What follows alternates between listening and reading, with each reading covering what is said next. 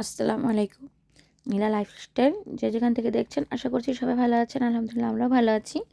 আমি নীলা ইতালি থেকে বলছি, তিরুত্তর শহরের ছোট্ট একটি গ্রাম থেকে। তো আজকের ভিডিওটা আমি সকাল থেকে স্টার্ট করে দিয়েছি। সকাল বলতে 10টা বেজে গিয়েছিল। তো এই যে এত বৃষ্টির মধ্যে আমরা একটু শহরে যাচ্ছি, তেমন কোনো আমাদের প্রয়োজন ছিল না, না গেলেও হতো। তো আবদুল্লার বাবা হলো কাজ ছিল, তার তো আবার আর কি নেওয়া ছিল। অ্যাপয়েন্টমেন্টের যখন দেয় টাইম তখনই উপস্থিত এখানে থাকতে হয়, নয়তো দেখা যাচ্ছে আবার ঘুরিয়ে দেয়। তারপর তো আসছিলাম, দেখতেই পেলেন কি আবহাওয়া আর কি এত খারাপ। বৃষ্টি হচ্ছে, কুয়াশায় ঢেকে গিয়েছে, এই পাশের পাহাড় ওই পাশের পাহাড় কিছুই দেখা যাচ্ছিল না। তারপর তো আল্লাহর নাম নিয়ে চলেই আসছি। আবদুল্লাহ বাবার কাজ আবদুল্লাহ বাবা সারছে আর আমরা বসেছিলাম। তো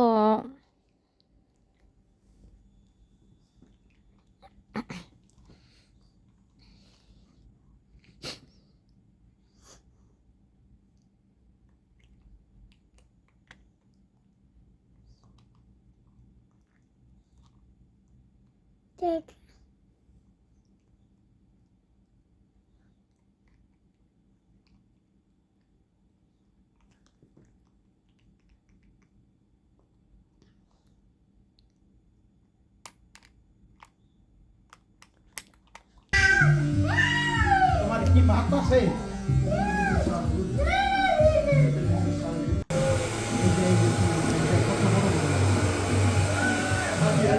অনেক কান্নাকাটি করছিল আবদুল্লাহ।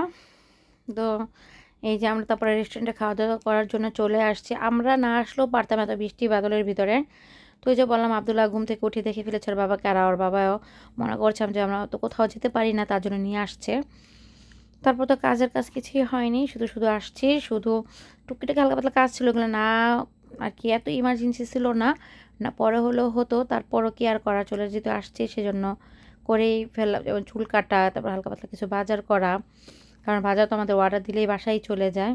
আর এই যে এখানে খাবারও চলে আসছিলো আজকে ঝটপট করে। এই যে দেখেন গরুর গোস্ত ছিল, ভাজি ছিল, সালাদ ছিল, তারপরে তন্দুর রুটি না কি বলে এগুলা, ওইগুলা ছিল। তারপর তো তাদেরকে চলে আসছে যে এত বৃষ্টির মধ্যে কোথাও যে হাঁটবো, একটু হাঁটাহাঁটি করবো, সুযোগ নাই, দাঁড়াতেই পাচ্ছিলাম না, আবার কিভাবে হাঁটাহাঁটি করব। তো ভাবলাম যে এখানে চিপাচিপি করে না দাঁড়িয়ে এখানে না গিয়ে, আর ছাতা দিয়েও ভিজে যাচ্ছিলাম, একটা ছাতা আরেকটা ছাতা মনে হয় বাসের মধ্যে পড়ে গিয়েছে, গাড়ির মধ্যে ছিল আমাদের আবদুল্লার গাড়িতে।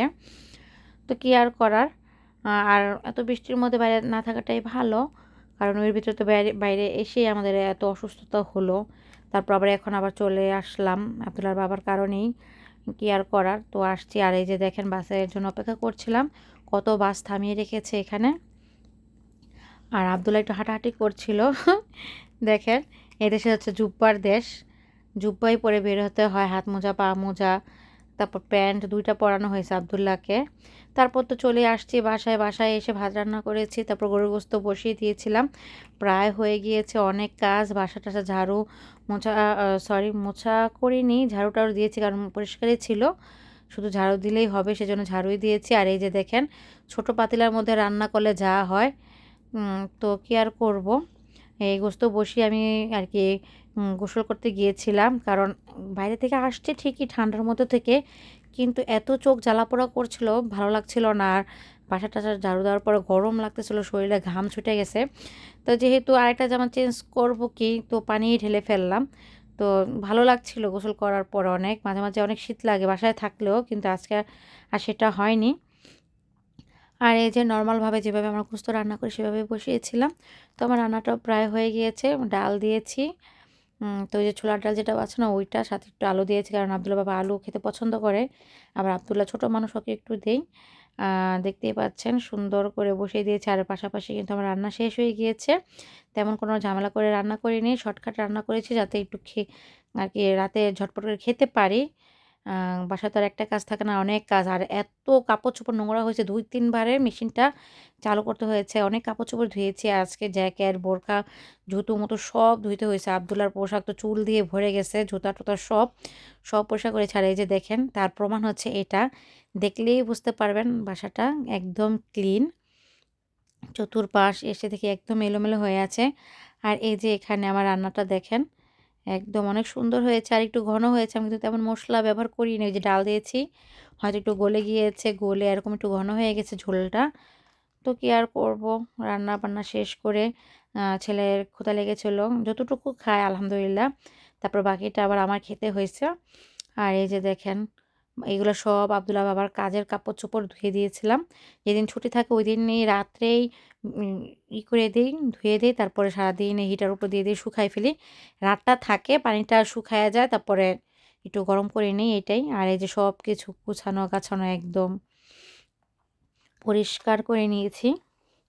এখন আর কি কাজ? আর এই যে আব্দুল্লাহর গাড়িগুলায় অনেক ময়লা জমে গেছে, ভাবছি যে সময় করে একদিন ধুয়ে নিব। কারণ বাসা-টাসা পরিষ্কার না থাকলেও দেখা যাচ্ছে রোগ হয়। আর এদেশে তো খালি ভাইরাস, ডাক্তাররা কিছু হলেই ভাইরাস, ভিরুস না ভাইরাস যেটাই হয় একটা বলেই। আর এই যে দেখতে পাচ্ছেন এখানকার হিটার দিয়েছি কাপড়-চোপড়। আর এই যে মেশিনেও চলছে তো চলছেই। কাজের শেষ নেই আর অনেক কাজ। তো আজকে ভিডিওটা এ পর্যন্তই। আল্লাহ হাফেজ।